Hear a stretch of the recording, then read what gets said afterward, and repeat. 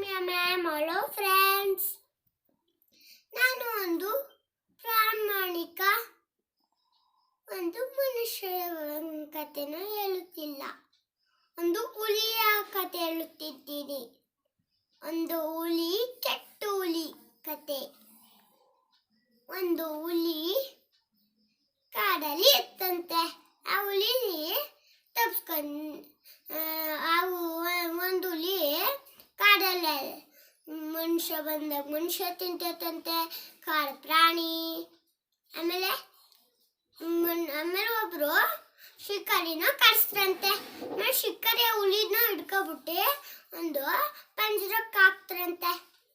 ಹಿಡ್ಕೊಬಿಟ್ಟು ಹಾಕ್ಮೇಲೆ ಒಬ್ಬ ಬೇರೆ ಊರವನು ಹಿಂಗೆ ಹಾಡು ಹೇಳ್ಕೊಂಡು ಬರ್ತೇನಂತೆ ಅಲ್ಲಿಗೆ. ಆಮೇಲೆ ಕಾಪಾಡಿ ಅಂತ ಅವ್ರನ್ನ ಕೂಗ್ನಂತೆ. ಆಮೇಲೆ ಅವ್ರನ್ನ ತೆಗ್ನಂತೆ. ಆಮೇಲೆ ನಾನು ನಿನ್ನ ತಿಂತೀನಿ ಅಂತ ಆಡ್ಸ್ಕೊ ಹೋಯ್ತಂತೆ.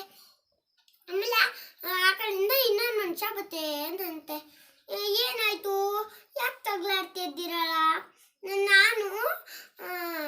ನಾನು ಆ ಪಂಚದಲ್ಲಿದ್ದೆ. ಆಮೇಲೆ ಅವನು ಸಿಂಹ ಮಾತಾಡಿದ್ರೆ ಅವನು ಮಾತಾಡ್ದಂತೆ. ನಾನು ಅವನ್ನ ತೆಗ್ದೆ, ಇದು ಸರಿನಾ?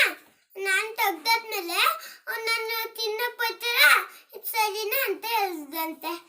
ಈಗ ಬಾ, ನೀನು ಎಲ್ಲಿದ್ದ ಅದ್ರೊಳಗೆ ಹೋಗಿ ನೋಡ್ತೀನಿ, ಎಲ್ಲಿದ್ದೆ ಅಂತ ತೋರಿಸು ಅಂತ ಹೇಳ್ಬಿಟ್ಟು ಬಾಗ್ಲನ್ನು ಮುಚ್ಚಿಬಿಟ್ರಂತೆ.